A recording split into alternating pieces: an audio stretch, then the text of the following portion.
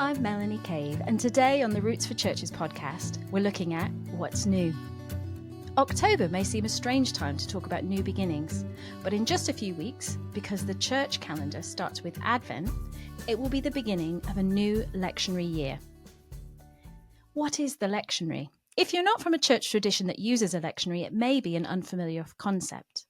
Essentially, a lectionary is a curated collection of Bible readings, organised for use in worship services throughout the year.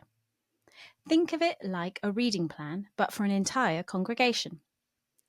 Lectionaries have been around for centuries, with the Revised Common Lectionary, RCL for short, published in 1992 being a more recent iteration. It came about thanks to various Christian denominations collaborating to create a common framework for engaging with Scripture. But why use a lectionary at all? Isn't it a bit restrictive? Ironically, the structure offered by a lectionary is often what makes it so valuable. You see, it ensures that congregations encounter the breadth of the Bible's narrative. No cherry-picking just the favourite feel-good verses. The RCL encourages us to wrestle with the challenging parts of Scripture too. It's about presenting the gospel as a story that unfolds over time, rather than as a series of isolated teachings. It works on a 3-year cycle, cleverly named Year A, B, and C. Each year focuses on one of the synoptic gospels, Matthew for Year A, Mark for Year B, and Luke for Year C. John's gospel is woven in throughout the year, especially during pivotal periods like Advent, Christmas, Lent, and Easter. The Christian year, like the secular year, has its seasons, and the RCL has different seasons of worship, liturgical seasons, if you will. You have the Christmas cycle, Advent, Christmas, and Epiphany, all celebrating the Incarnation. And then there's the Easter cycle, encompassing Lent, Holy Week, Easter itself, Ascension, and Pentecost, where the focus shifts to Jesus' death and resurrection. And what about the rest of the year? Well, that's what we call ordinary time. It might sound plain, but it's simply all the Sundays that don't fall within a major liturgical season. And that's where we have the opportunity to explore Old Testament stories and prophecy, the epistles, or Jesus' teachings more deeply. The Revised Common Lectionary is used around the world by Anglicans, Methodists, and the United Reformed Church, the Uniting Church of Australia, and many Presbyterian, Lutheran, Baptist, and Free churches. You might be thinking, wait a minute, in the Church of England, we use something called common worship. You're right. But common worship is basically the RCL with a few small changes. 3 or 4 weeks a year have different readings, and Roots writes resources for those common worship variations too. Since 2002, Roots has been writing resources to help churches lead, worship, learn, and engage with Scripture, all structured around the RCL. Now, it's worth saying here that if you're not a lectionary church, that doesn't mean you can't use Roots. As the lectionary covers almost all of the Bible, you can easily search our website by Bible passage and find content to support any Bible book or preaching theme your church is pursuing. Each week, the lectionary has 4 readings: a gospel reading, a Hebrew reading, which is usually but not always something from the Old Testament, a psalm, and an epistle. Following track 2, the related readings, these passages are often thematically linked. Roots resources are written together in a conference by a pool of writers who are practitioners, preachers, youth workers, children's leaders, and theologians. Together, we prayerfully choose 1 or 2 of the lectionary passages to focus on, bringing out the theme for each week. So there's a wealth of wisdom, diversity, and experience going to each week's resources. In our Worship Together resource, Roots provides Bible notes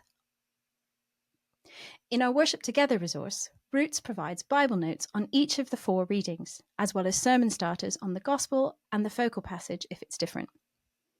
Online, there's a thought for the week that can be read out in place of a sermon. We have song and hymn suggestions, prayers, and intercessions. Each week, we offer an intergenerational outline, which is ways to worship together, read and explore the passages together, and interactively apply God's wisdom to our lives.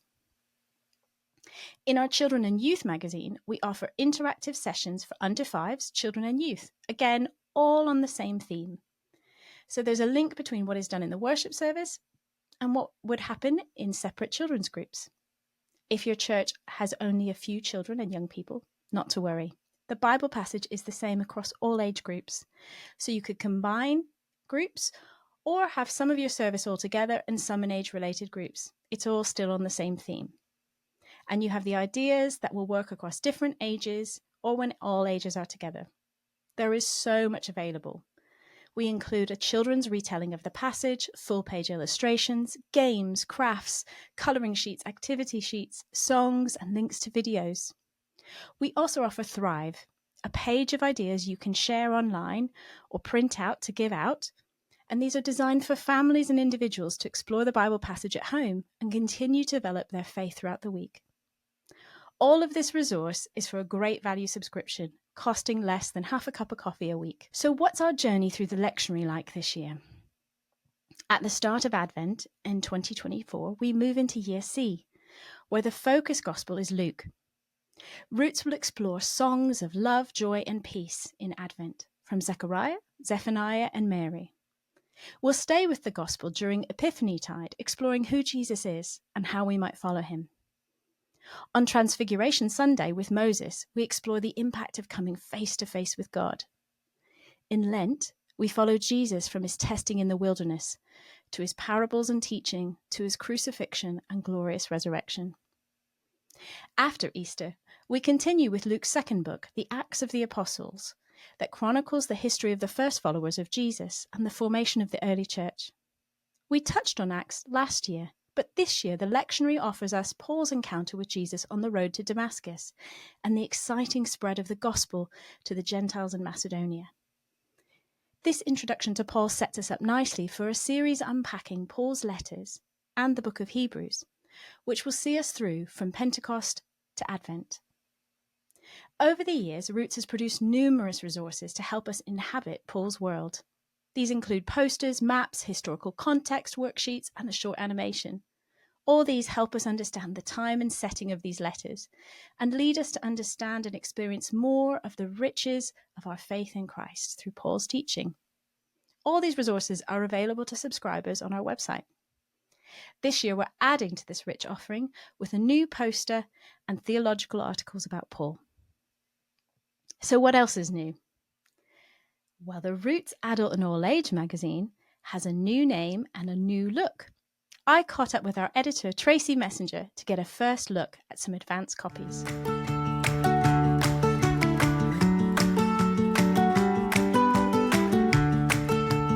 Tracy, there seems to be a shift happening in the ways that churches talk about worship involving all ages. We hear terms like all-age worship, family services, cafe church, and now increasingly intergenerational ministry. What's behind the shift? What does it all actually mean?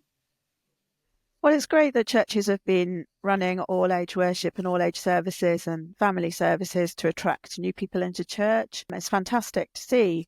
But I think for some people that the term all-age or family service, that can be a bit exclusive. So it can actually put some people off. And certainly in my old church where we had something called All Together Now on the first Sunday of the month, some people would actually vote with their feet and think, oh, that's not for me because that's going to be all about the children and it's going to be action songs and noisy and a children's talk, and that it doesn't include me. So strangely, something that was meant to be all age actually became excluding of some people, particularly of some older people actually. So it's been really interesting to see the term intergenerational worship become more popular, because to me that really is about all generations. And even if your church doesn't have any children or young people, it's still going to be intergenerational, because someone who's 40 is obviously of a different generation from someone who's 70.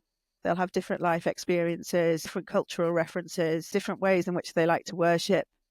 And the gulf between a 70-year-old and a 40-year-old can be as large as that between a 40-year-old and a child. So the whole idea of thinking of your church and your worship as intergenerational, as making the most of the gifts of everybody. And it's not about entertaining the children, which sometimes all-age worship can become a bit about that, and thinking you've got to be very slick and compete with all the wonderful entertainment on offer for children. And that's not really what worship is all about. It's about trying to make the most of the gifts of everyone and to include everyone. So it's been really interesting to see that kind of shift in terminology happening. So Roots has had a magazine that is called Adult and All Age for many years. And what's new is that we're changing the name. So what's behind the name change? So from January, we're going to become Worship Together. So that really reflects the idea that the resources are to enable everyone to worship together. And I think the terminology adult and all age, it was kind of, the magazine did what it said on the tin. It was for adult and all ages, but that I think sometimes that distinction is not particularly helpful. And I think people could think, oh, the serious bits, the sermon notes, that's for the adults, and the all age stuff, that's the fun bit for the children. And actually, we want to get away from that kind of division. So we're not changing the content. We're just trying to make sure that it does appeal to everyone, that this worship is for everyone. The whole idea is to get people talking, to get people working together, to get people worshipping together. It's interactive. It's not you receiving passive entertainment from the front, as it were. So that's partly what's behind the shift in the title. So the name change is actually trying to spark a conversation about how we think about worship. It's about this idea of worship is the interaction. Worship is the engagement with us. There's more in the magazine that explains about that. Yeah, so from January, because we appreciate, people might have heard this term intergenerational worship, intergenerational church, and not really understand what it's all about. And that's, understandable. It's a big word. What does it mean? So throughout 2025, we're having a series of articles that will unpack some of that. So we're starting with something with the basics. We've got Darren Phillip from Church Scotland talking about how it's for everyone and some of the theological and biblical rationale behind that. So that's a really good starting point if you're not sure what this is all about. And then we've got other articles on addressing some of the objections that you might come across if you start talking about this in your church. People might say, we don't really like change, or we've tried that before. We know churches aren't always brilliant at coping with change. So that article will really help you to kind of address some of those questions. And then we've got articles coming up on intergenerational preaching from Dave Sinos, who's written a whole book on this. So that would be great. And on music and worship. And the idea that intergenerational worship, the whole idea is to build up a community beyond the church walls as well. You get to know each other. You get to care about each other's lives. And that extends beyond your Sunday worship or whenever you have your main worship service. So people can read these articles and also listen to discussions with these authors on the podcast. Yep. And all of season 2 of our Roots for Churches podcast will be dedicated to these intergenerational conversations. What else is new in the magazine, Tracy? We can have a quick look at it together. I've got a copy here. Fantastic. And I'll be able to share that on screen. So you see, on our lovely cover, got the new title. We changed the subtitle as well. So it's now Lead, Preach, Nurture with the Lectionary. So we feel that summarizes what we're trying to do. And if we flick through, we've got our Scripture in Context article. That's addressing some of the themes that we're covering in the magazine, some of the questions that might come out from our study of the Bible passages over the weeks covered by this issue. And then on the facing page, we've always got an article on practical subject or something that concerns church life. Also, in this article, it's about grandparenting for faith with Becky Sedgwick. So usually in the magazine, we'll have a seasonal resource, and we're coming into Epiphany tide. So we've got ideas for celebrating Epiphany. And then if we flick over to the intergenerational article for this issue, so as I said, this is a introductory article on what it's all about, why it's important, the theological, biblical rationale for it. Then this is our bread and wine resource. So if you are planning communion, then these prayers will help you plan an all-age communion service that's going to work with the weekly resources. So you can use these prayers. They work across denominations. We've done quite a lot of work and research to make sure they are suitable for different denominations. And then if we flick over, we're into the weekly materials. So you'll immediately see, if you're familiar with Roots, we've added a bit more colour. And we've also added some icons to the section titles just to give it a bit of visual interest and also to help people who are new to the resources to find their way around quickly. Hopefully that will help people who are new to the magazine as well as old hands, as it were. So we've got our Bible notes, hymns and songs, our sermon ideas, which again are designed to appeal across generations, prayers, And then if we flick over, this is we're still calling this our all-age worship spread. This is designed to help you to plan an intergenerational act of worship. So it's got a gathering activity and some prayers, ways of presenting the Bible reading in an interactive and interesting way. And then you've got your explore and respond activity. So that's responding to the Bible passage. And there's always ways of people enabling people to talk and to do something interactive rather than just hearing the Bible passage and taking away a message about it. It's enabling people to explore what it means for us and for our lives, and then to take that away with you out into your daily life. So that's our Go with God, and at the end you'll see our Go with God 24/7 box. That's something you can do during the week. So to take your discipleship into your daily life and to live that out 24/7. So those are the changes to the magazine. Hope you like them. Certainly a bit more colourful. Yeah, it does look beautiful. And for those who are new to Roots, there's so much more available online as well. So there's a thought for the week, which can be read out in place of a sermon. Lots of our suggested activities. We give you templates and links to the web so that you can use multimedia, or a lot of the preparation's been done for you.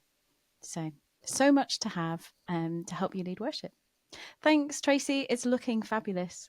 Very excited about it. And it will be on people's doorsteps soon. We've got the advanced copies, but they'll be posting out soon. So look out for your copy of Worship Together.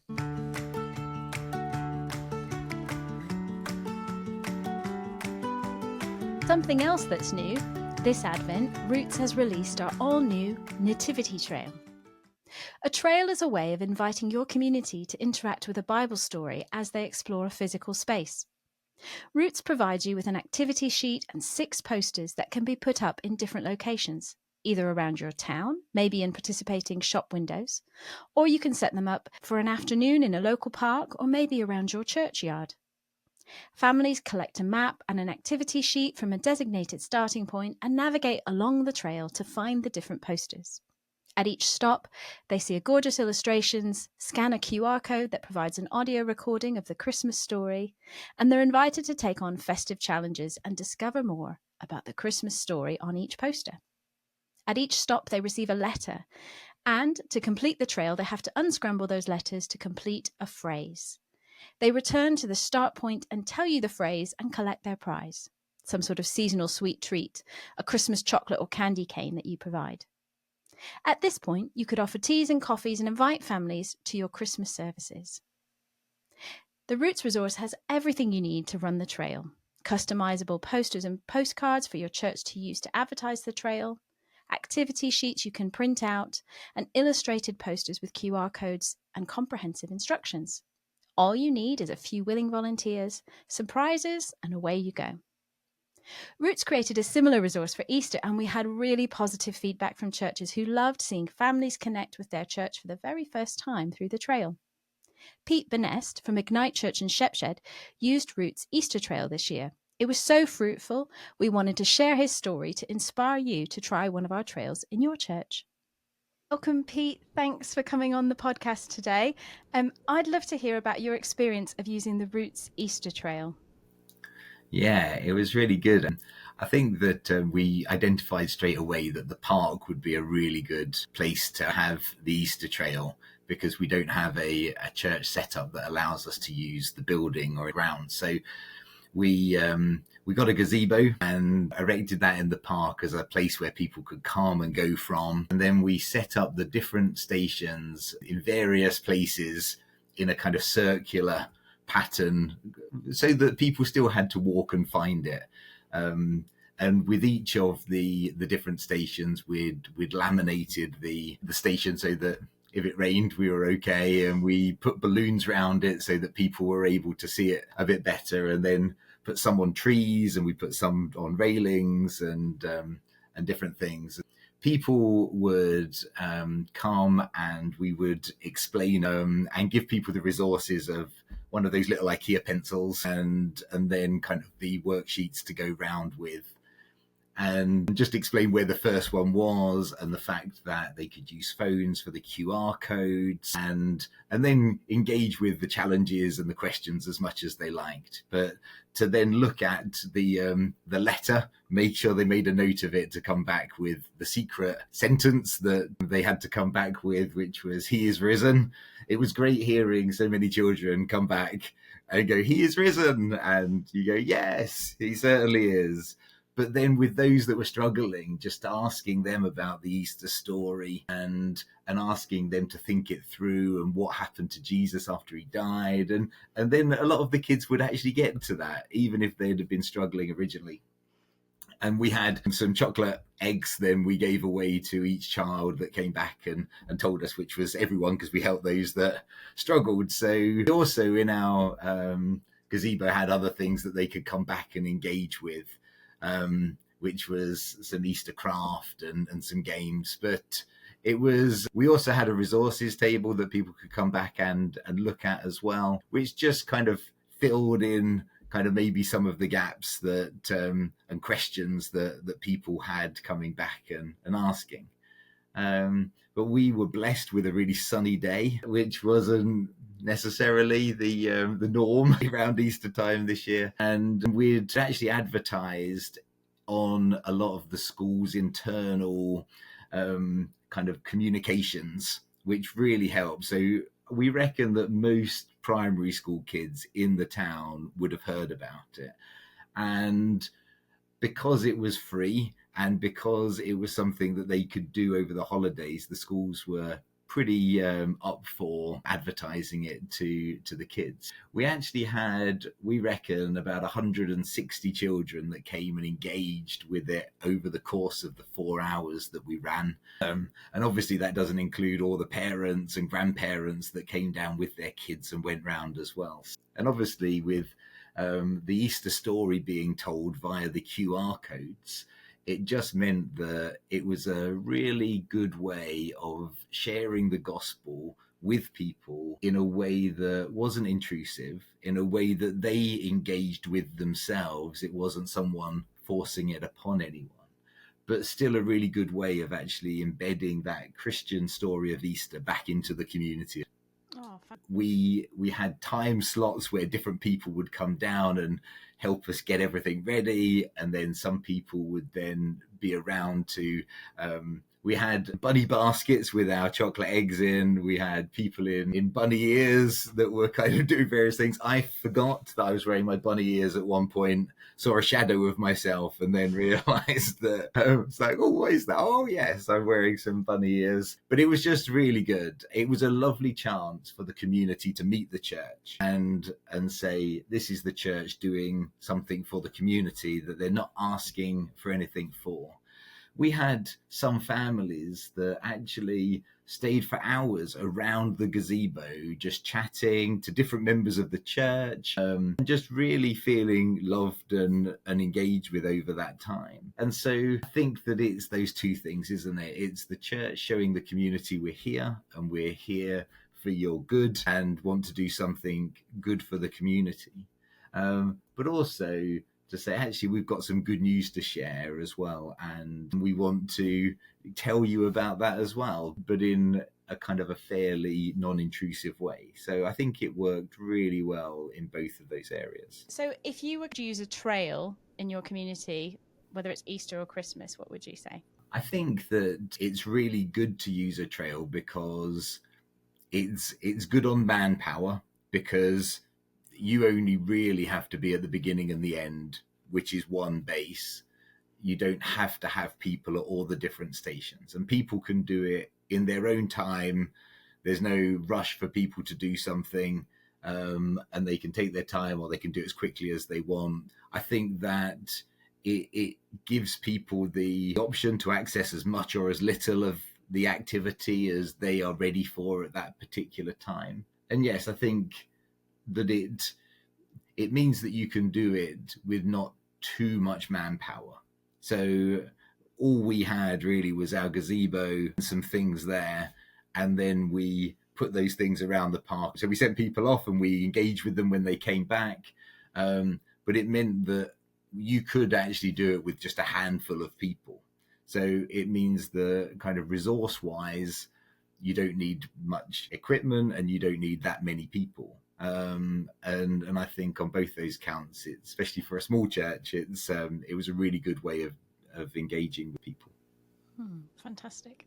Would you recommend Roots Easter resource to another church? I would certainly recommend the trail to another church, because when you're trying to engage with the community, it can be difficult to come up with an idea and then to follow it through and know what you're doing. I think the great thing about the Easter Trail with Roots is that it had a wonderful worksheet that people could go round with, and it all done for you. So with the stations, all the QR codes were set up to link to the description of the Easter story, where people could either read it or listen to it. And it just had some really fun stuff for the kids to get involved with too.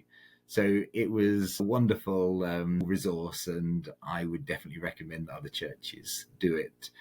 One more thing that I would say is make sure you have spares of the stations, because we were in the park and some lovely youths decided to nick one of our stations at one point. So having a spare of that sheet was really helpful to be prepared for anything. Yes. Any weather? Yes, that's right. Definitely laminate for weather. Yeah. And take spares just in case. Yeah, you ran out of worksheets, didn't you? You had to print more. We sent someone off home to print off another 30 sheets so that we could have enough for the kids that were coming. I think that it's hard to gauge how many people are going to want to come down from a community. But I think I was really pleasantly surprised that actually they really did engage, and by the number of people that turned out, partly because of the weather, but the number of people that turned out was definitely an indication that something like this can still work in your community. So as the kids came back to the gazebo and they'd done the trail, they'd got their egg, we made sure that each family left with an invite to the Sunday meeting, as well as something that if they wanted to engage with further, they could. As Pete said, a trail can be a great way to make a big impact on your community without needing many volunteers or preparation. If you're already a subscriber to Roots, our Nativity and Easter Trails are part of your subscription. But if you'd like to purchase the Nativity Trail as a one-off, head to rootsforchurches.com/Advent-Christmas 2024. So that's our roundup of new things here at Roots. A new lectionary year, a new name for our Roots magazine, Worship Together, and a new Nativity Trail to help you connect with your community. Head to our website to take out a 1-month free trial or find out more. rootsforchurches.com.